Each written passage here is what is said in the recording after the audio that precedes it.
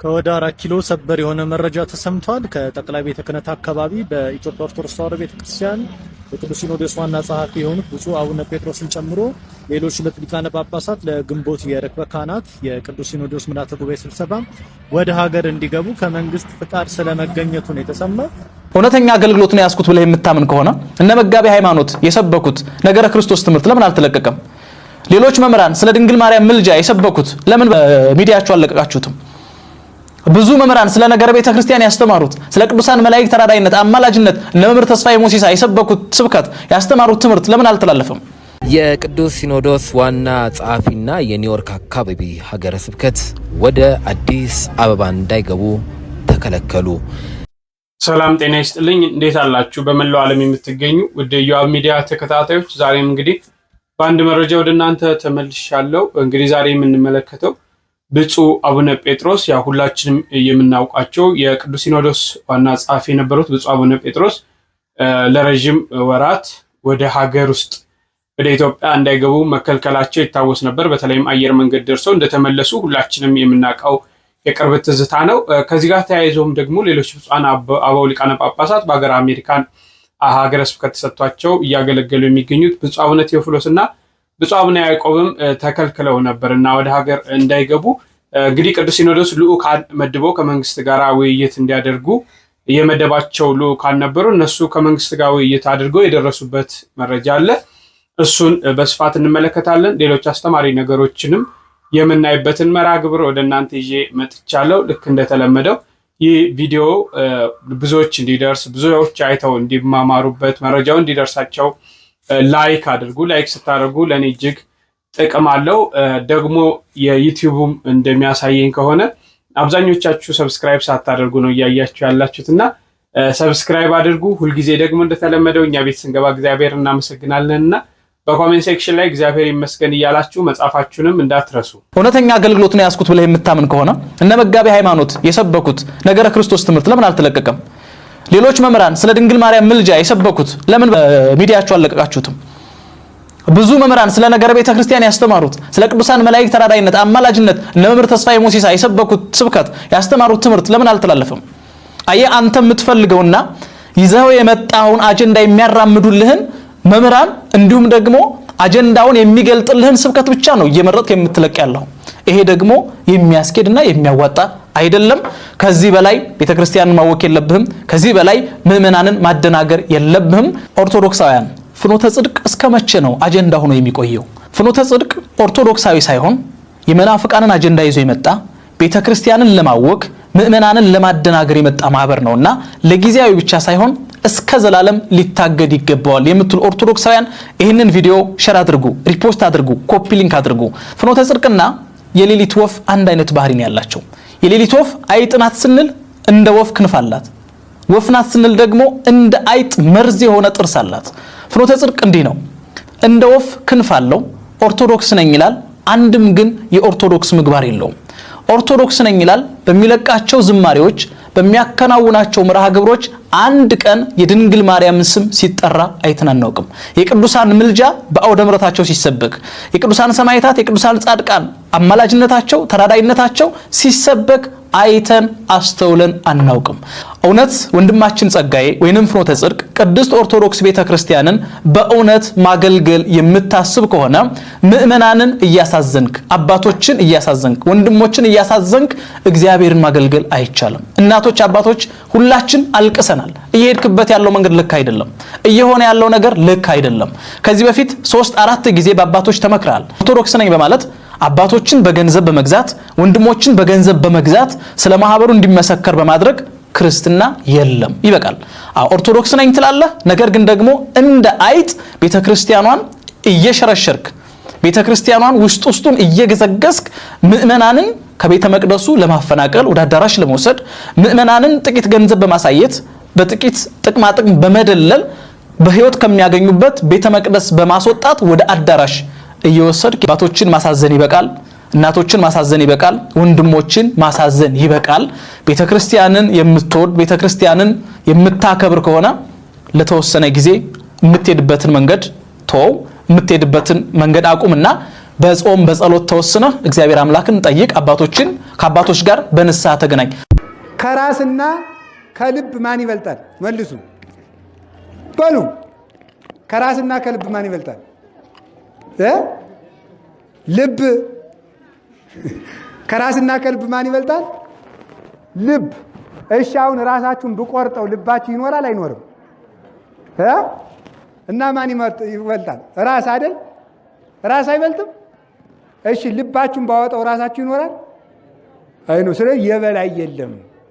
ባል ራስ ነው፣ ሚስት አካል ናት አለ ቅዱስ ጳውሎስ ኤፌሶን 5 ላይ። ባል ራስ ነው፣ ሚስት አካል ናት። ምን ማለት ነው? ሚስት ተመልከቱ፣ ይሄ አካል የሚባለው ከዚህ በታች ያለው ነው። ራስ የሚባለው ይሄ ነው። ባል ራስ ነው ማለት ተመልከቱ፣ አይጣል የበላይ መስሎታል። አያጅሌ አይደለም። ባል የበላይ ነው ማለት ኦርቶዶክስ ሴቶችን ታሳንሳለች ይላሉ ሌሎች አንዳንድ እምነቶች። አይደለም፣ ባል ራስ ነው። እሺ ምን ማለት ነው? አሁን እግራችሁ ላይ ቁስል ቢወጣባችሁ እንቅልፍ ታጣላችሁ። የሚያማችሁ አለማንን ነው? እንቅልፍ ሲታጣ ምን ይታመማል? ራስ። እጃችን ሲያመን ማን ይታመማል? ራስ። አይግርም? ሆዳችን ሲያመን ማን ይታመማል? ራስ። ኩላሊት ቢታመም ማን ይታመማል? ራስ። ጉበት ቢታመም ማን ይታመማል? ራስ። ስለዚህ ባል ራስ ነው ማለት የቤቱን ሸክም ተሸካሚ ነው ማለት ነው። የቤቱን ሸክም የሚሸከም ነው። የሰራተኞቹን የሚስቲቱን አመል የሁሉንም አሳቢ ነው። መከራ ተሸካሚ ነው። ይበልጥ ዳለበት ለማለት ነው። ሚስት አካል ናት። ለራስ ደም የሚላክለት ከልብ ነው። ህይወቱ ናት፣ እስትንፋሱ ናት ማለት ነው። እንደዚህ ለማለት ነው። ሐማል ላይ ራስና አካልን የሚያገናኝ አንድ ነገር አለ። ምን ይመስላችኋል? አንገት። ባልና ሚስትን አንድ አድርጎ የሚያኖራቸው ምንድን ነው? ሃይማኖት። አንድ ራስ አለ፣ ኢየሱስ ክርስቶስ። አንድ አካል አለ፣ ቤተ ክርስቲያን። አንድ አንገት አለ፣ አንድ ሃይማኖት አለ። ሌቦች ተባብረው አንተን ሌባ ሊሉ ይችላሉ። እነሱ ጋር ካልሰረቅ የሰማችሁ ነው። እነሱ ጋር ካልዋሸ፣ እነሱ ጋር ዘርን ካላራገብክለት በፖለቲካ ከሶ እስር ቤት ሊያስገባ ይችላል። ግድ የለም ወንጀል መሰብሰብ፣ ምንም ችግር የለም። ወንጀል መሰብሰብ ሊቀርጽልህ ይችላል፣ ችግር የለው። ክርስትናን ስትኖር የነቀል ተከል ክርስትና ካልኖርክ ትክክለኛውን የአእምሮ ለውጥ ካመጣህ አእምሮና እግዚአብሔር ካንተ ጋር ከተገናኙ ልብና አእምሮ እኩል ከሆኑልህ ያን ጊዜ ችግር አለ። ያንን ነው መኖር የሚባለው ክርስትና ሲኖር። ስለዚህ ሊሰድቡ ይችላሉ፣ ሊያንጓጥቱ ይችላሉ። ስለዚህ ምን አለ ጌታ? ግድ የለም እኔንም ሰድበውኛል ነው የሚለው። እሺ ያው ቅድሚያ ለነፍሳችን የሚጠቅመውን ነገር እንውሰድ ብለን ነው። ለመምህሮቻችን እግዚአብሔር አምላክ ቃለ ሕይወትን ያሰማልን። በየቀኑ አንድ ቃለ እግዚአብሔር አጠር ያለች ነገር ስንሰማ ለሕይወታችንም ለሁሉም ነገር መሰረት ስለሆነ እግዚአብሔር ቃል ለዛ መሰረት ይሆነናል። ለመምህሮቻችን እግዚአብሔር አምላክ ቃለ ሕይወት ያሰማልን። ወደ መረጃው ስናልፍ እስቲ ብፁዕ አቡነ ጴጥሮስ በመጀመሪያ ተከልክለው ነበር ወይ ምንድነው የተፈጠረው የሚለውን የመጀመሪያውን እንይና እንመለሳለን። የቅዱስ ሲኖዶስ ዋና ጸሐፊና የኒውዮርክ አካባቢ ሀገረ ስብከት ወደ አዲስ አበባ እንዳይገቡ ተከለከሉ። እንግዲህ ተመልካቾቻችን በመላው ዓለም ያላችሁ የኢትዮጵያ ኦርቶዶክስ ተዋሕዶ ልጆች ብፁዕ አቡነ ጴጥሮስ የቅዱስ ሲኖዶስ ዋና ጸሐፊ በአሜሪካ የነበራቸውን ሐዋርያዊ አገልግሎት ጨርሰው ቦሌ ዓለም አቀፍ ኢንተርናሽናል ኤርፖርት ሲደርሱ እንዳይገቡ መከልከላቸውን ሰምተናል። በማህበራዊ ሚዲያም እንግዲህ ሰበር መረጃ ተብሎ ሲዘዋወር እየተመለከትን እንገኛለን። እንግዲህ ከብፁዕነታቸው አንደበት ምን አሉ? ብፁዕነታቸው ወደ ሀገር እንዳይገቡ ተከልክለዋል ወይ? ከአንደበታቸው ሰምተን እንመለስ። አሁን እንግዲህ እስካሁን ውጭ ሲያጉላሉ ቆይተው አሁን አውሮፕላን ውስጥ ገብቻለሁ እና ሰውየው እኔ ኢሚግሬሽን ነኝ የማውቀው ነገር የለም እኔ እንትኑ የግሪን ካርዱ ትክክል አይደለም አለኝ። ኦኬ ትክክል ካልሆነ እኔ እኮ 2 ዓመቴ ነው፣ ይሄ የ5 ዓመት ነው፣ ገና 3 ዓመት ይቀረዋል አልኩት። መልስ የለውም። ስለዚህ እናንተ ናችሁ ህገወጥ ሰው እያስቀመጣችሁ ያኖራችሁት እና አይ ሌሎችን ዲፖርት እያደረግን ነው አለኝ። በል እንግዲህ እሱን ተው ወንድም፣ መጨረሻ ላይ ወንበሬ ላይ አስቀምጦ ምን ትመክረናለህ አለኝ። ሰው ሁኑ አልኩት።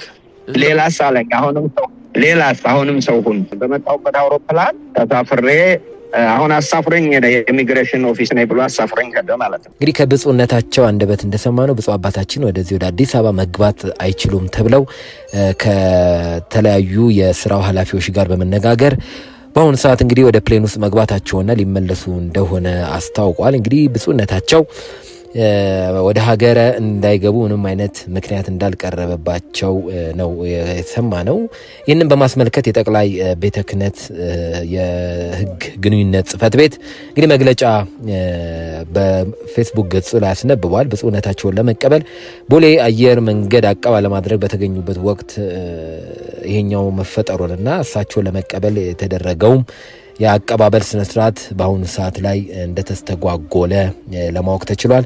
እንግዲህ ብፁዕነታቸው ወደ አሜሪካ ከመመለሳቸው በፊት የሚመለከቱ የመንግስት አካል የቤተክርስቲያንን ከፍተኛ የስራ ኃላፊና የቅዱስ ሲኖዶስ ዋና ጸሐፊ መሆናቸውን ከግምት ውስጥ በማስገባት ወደ ሀገር እንዲገቡ እንዲፈቀድላቸው እንዲደረግ ቅዱስ ቤተክርስቲያን ጥሪውን ታስተላልፋለች የሚል መልእክት ከጠቅላይ ቤተ ክህነት ጽሕፈት ቤቱ ለማስተላለፍ ችለዋል ማለት ነው። ጠቅላይ ቤተ ክህነቱ የሚሆነውን እንግዲህ አብረን የተከታተልን የምናቀርብላችሁ መሆኑን እንገልጻለን። እንግዲህ ብፁዕ አቡነ ጴጥሮስ ወደ ሀገር ውስጥ ሲገቡ በተለያየ ምክንያት ነው መንግስት ይሄ ነው ብሎ ያወጣው ነገር የለም። ግን የቤተ ክህነቱ እያንዳንዷን ነገር ያውቃታል። ከተፈጠረ በኋላ ወደ ሀገራቸው ከሐዋርያው ጉዞ በኋላ ከሀገር አሜሪካን ወደ ሀገር ኢትዮጵያ በሚመጡበት ጊዜ በፓስፖርት ችግር እንደሆነ ዜግነታቸው አሜሪካዊ እንደሆነ እየተባለ በጣም ብዙ መረጃዎች በጊዜ ይወጡ ነበር። የጠሩ ነገሮች ባይኖሩ በእነዚህ ምክንያቶች ወደ ሀገር አሜሪካን እንዲመለሱ ተደርጓል። ኢትዮጵያ ከደረሱ በኋላ እንግዲህ በዛ ሲኖሩ ደግሞ ቅዱስ ሲኖዶስ ልኡካንን መድቦ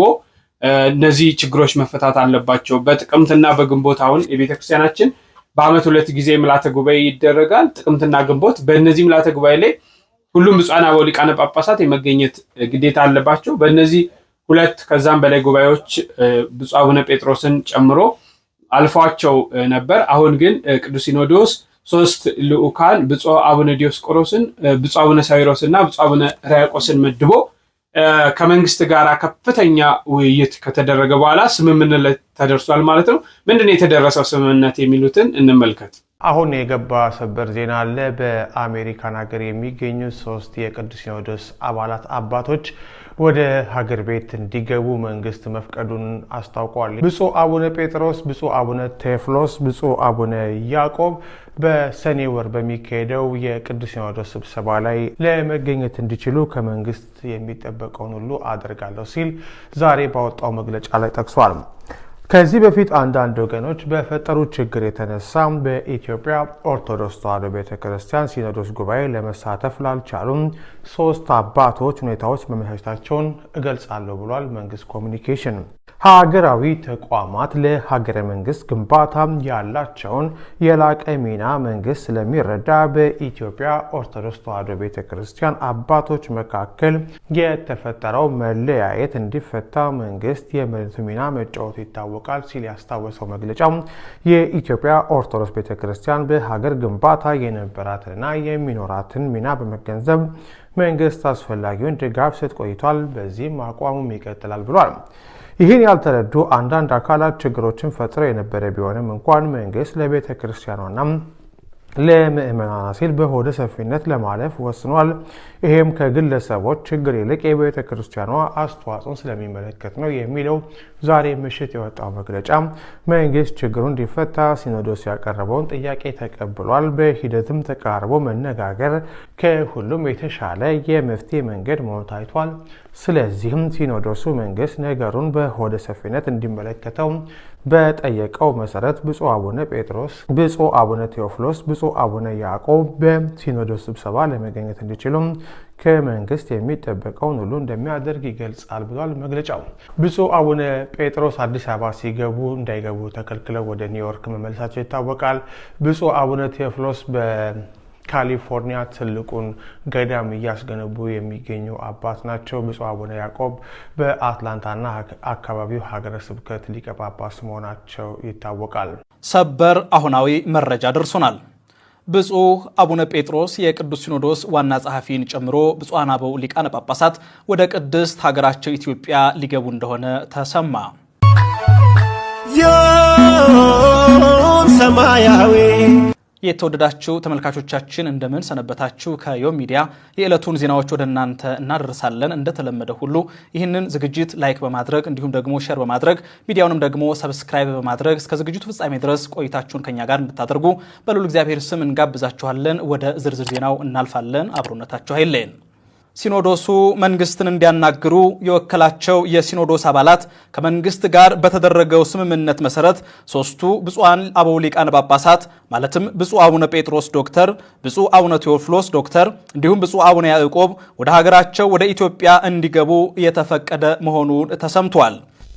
ጥያቄያችን ይመልሳል። እዚህ ዛሬ ሌሊት ተነስተው እስከ ቀን ድረስ የዋሉ እናቶችን እንባ እግዚአብሔር ይመለከታል። ትናንት ማታ ጀምረው እስከ ቀን ድረስ ሲዘምሩ የዋሉ አባቶቻችንን ጸሎት ይመለከታል። እዚህ አደግድገው ህዝቡን ሲያገለግሉ የነበሩ ቀሰቀበዝ ጧን ሌሊት ስመጣ አደግድጎ ነው ያገኘሁት። በቃ እንዴት ደስ የሚል ነው።